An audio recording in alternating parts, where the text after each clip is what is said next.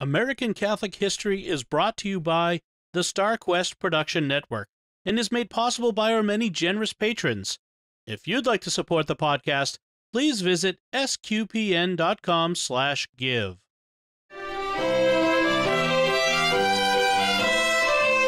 Hello and welcome to American Catholic History, sponsored by Beatrix Media, providing writing, digital marketing, website strategy and construction, and search engine optimization services.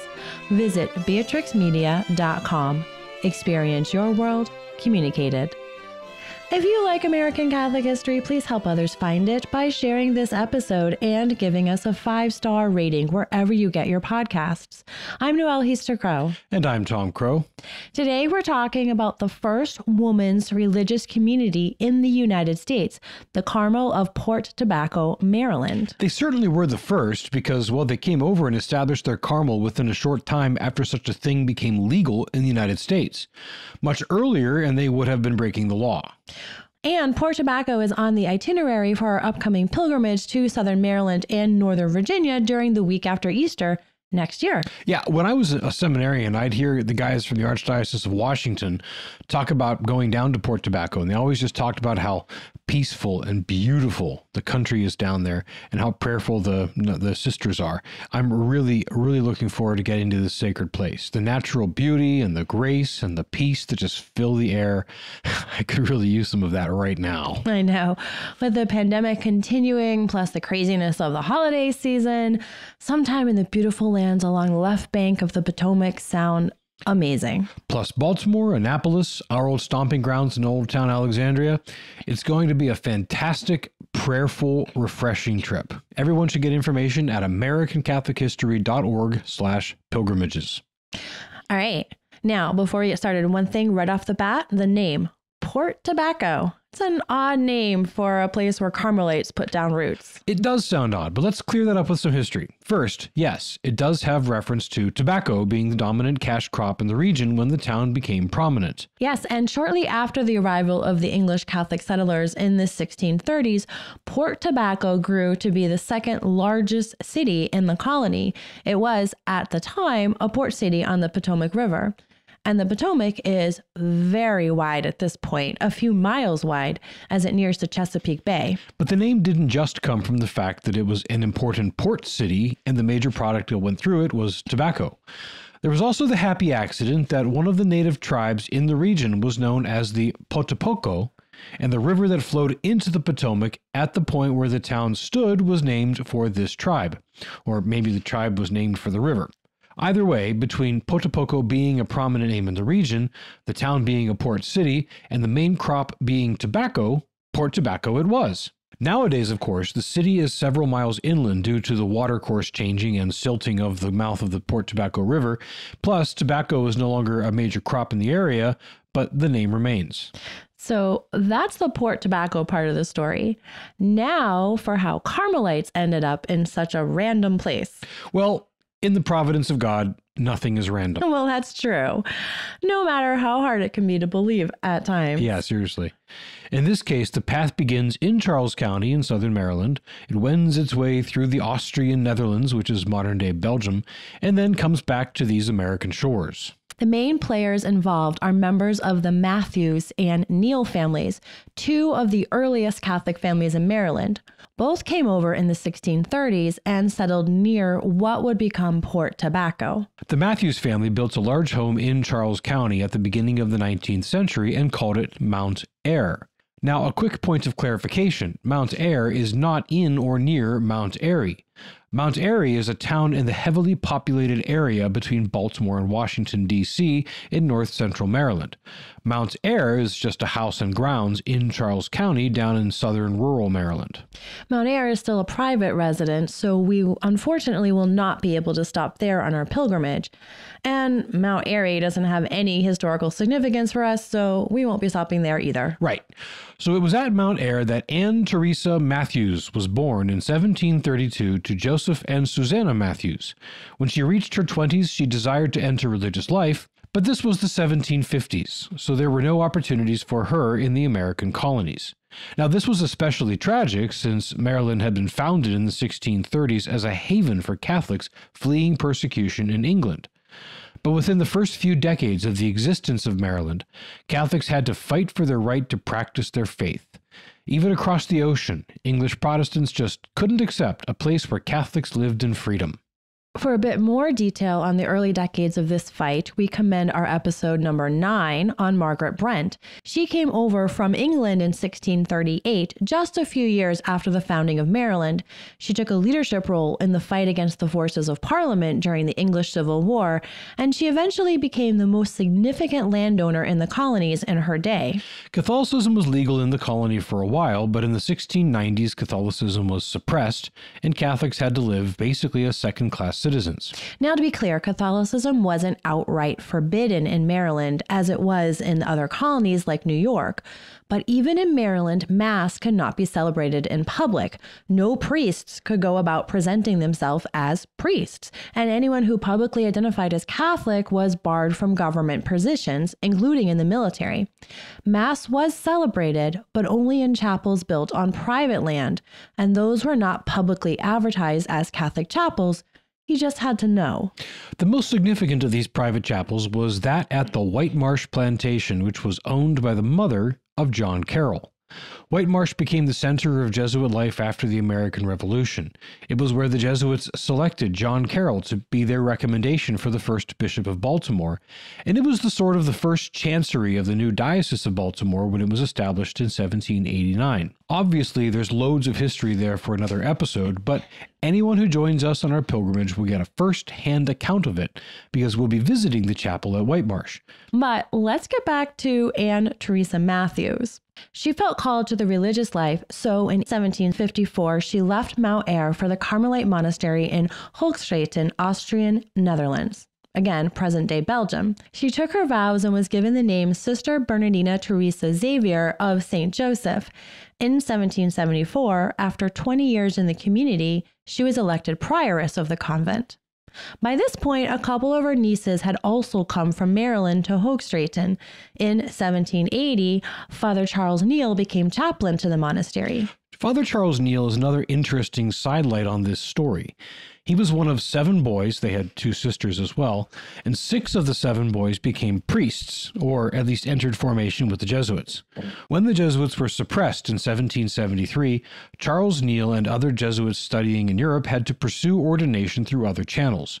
He and many others finished their studies and were ordained in Ghent. Charles was ordained in 1780. The brothers Neal were an important group in early American Catholicism. One of them, Francis, was a 2-time president of Georgetown College, and another brother, Leonard, was also a president of Georgetown, and he was the 2nd Archbishop of Baltimore. And one of the Neals, we're not sure which, was summoned by George Washington when the great general lay dying at Mount Vernon. We don't have proof that this Father Neal received Washington into the church before he died, but the evidence is, well, rather suggestive. We talked about that a bit in episode 85, and Mount Vernon is on our pilgrimage itinerary. The Neal and Matthews families also had at least one marriage between them. Mother Bernardina's brother, William, married one of Father Charles's sisters, Mary. Yes, William and Mary. So Father Charles was the uncle to those Carmelite sisters, who were sisters on their mother's side. Got it? Whatever. The point is, the Neals and Matthews were both prominent families whose names will no doubt come up more in future episodes. Man, there's so many interconnections when talking about these early days in Maryland. But back to our narrative. Things were going pretty well for the Carmel and Hoogstraten until about 1790. But then everything went nuts. As we've discussed in previous episodes, the end of the 1780s and the early 1790s were just a bad time for Catholics in France and Belgium, but they were a great boon to the church in America. The French Revolution caused many great Catholics to flee for their lives, and so America got the Trappists of Gethsemane, Bishop John Dubois, St. Rose Philippine Duchesne, Father Gabriel Richard, Bishop Benedict Joseph Flagey, Bishop Louis de Bourgh, and all the other Sulpicians, and many others. We've done episodes on a lot of those names already, and more will come. And then, as if the revolution in France weren't enough, the Holy Roman Emperor Joseph II began dissolving the monasteries in Belgium. But God provides, often in strange and ironic ways. Just as the devoutly Catholic parts of Europe were becoming inhospitable towards Catholics, America became the land of liberty. Right. For 150 years, Catholics had been fleeing from America to Europe for religious education and to join religious orders. Now the tables had turned 180 degrees. The new Constitution and the Bill of Rights became the law of the land in 1788, eliminating the anti-Catholic laws that had prevented women's religious orders from establishing monasteries. With the sudden shift in fortunes, Mother Bernardina's brother Ignatius, himself a priest, wrote to her and urged her to consider coming back to Maryland to establish a monastery near their home. The decision didn't take long. In May of 1790, Mother Bernardina and her two nieces, Sister Mary Aloysia and Sister Mary Eleonora, along with Sister Claire Joseph, who was originally from England, boarded a ship with Father Charles Neal and sailed for America. They were received warmly by family in Port Tobacco. A plot of land was made available for them, and in October of 1790, the Mount Carmel Monastery was established in its present location in Port Tobacco, Maryland. This establishment made them the first women's religious community in the new United States. Now, it's important to note that this wasn't the first religious community in what is now the United States. Ursuline sisters had established a convent in New Orleans in 1727. However, in 1790, New Orleans wasn't yet part of the U.S. It wouldn't be so until the Louisiana Purchase in 1803. Exactly. New Orleans was under either French or Spanish rule until then, and both of those were, of course, Catholic countries. The sisters at Port Tobacco quickly gained more vocations, and they prospered at first. Mother Bernardina, who was 58 when the sisters came over in 1790, died at 68 in 1800. At that time, the monastery had 14 sisters, and things were growing. By 1807, there were 20, and by 1831, there were 24. But things didn't remain easy and smooth for the sisters. Their beloved chaplain, Father Charles Neal, also died in 1823. During the 1820s, their buildings deteriorated due to neglect, and their fortunes faded with agricultural difficulties. In 1831, things had gotten bad enough that Archbishop James Whitfield of Baltimore directed the Carmelites to abandon the monastery in Port Tobacco and reestablish themselves within the city of Baltimore.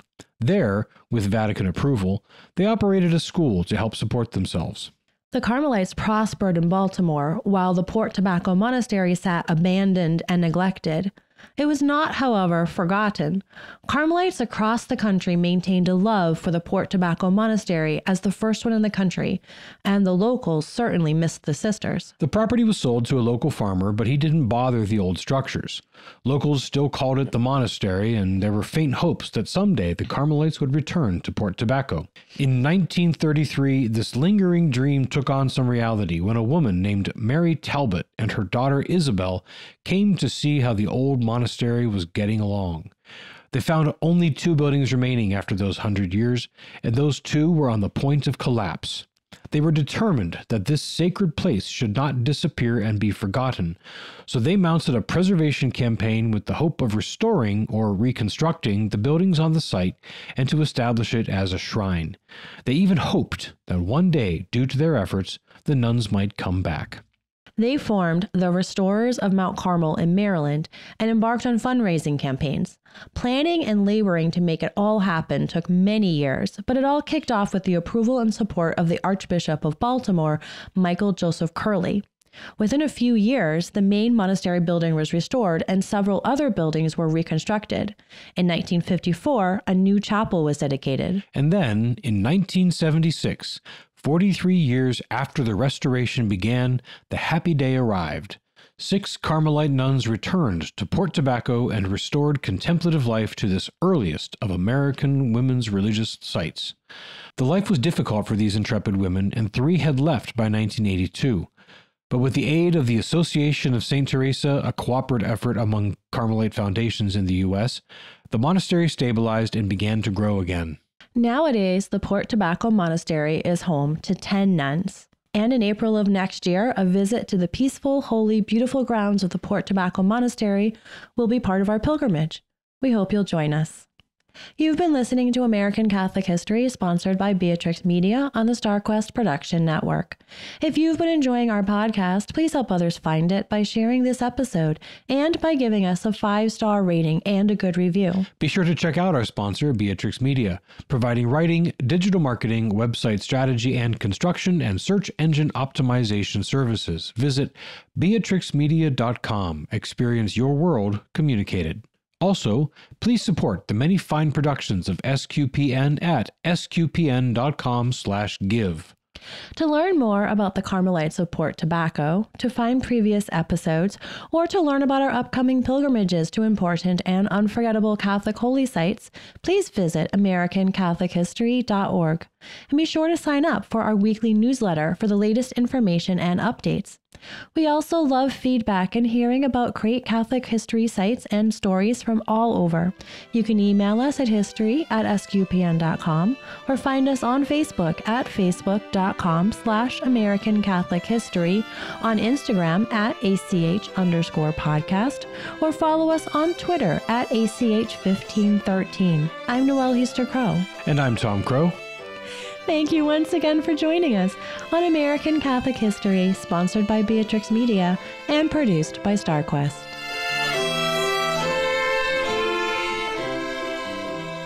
Hi everyone, this is Dom Bettinelli, CEO of StarQuest, with a special message as we approach the Christmas season. This past year, the StarQuest Network has continued to expand our mission of exploring the intersection of faith and pop culture through our many entertaining and informative programs. Now we need your generous financial support to reach new audiences with more of the life-changing and uplifting programming we've been creating for more than a decade. That's why it's very important that we hear from you this Advent and Christmas, the time when nonprofits receive most of their support for the year. If you are already a supporter of StarQuest, we thank you and ask you to prayerfully consider increasing your support at this time. If you're not yet a supporter, please become one now. Every gift counts. Could you give $15 or even just $10 per month? Whatever level of support you can offer, please show your support for SQPN this Christmas. And remember that your gifts may be tax deductible. Just go to sqpn.com/give. That's sqpn.com/give. May God bless you this Advent,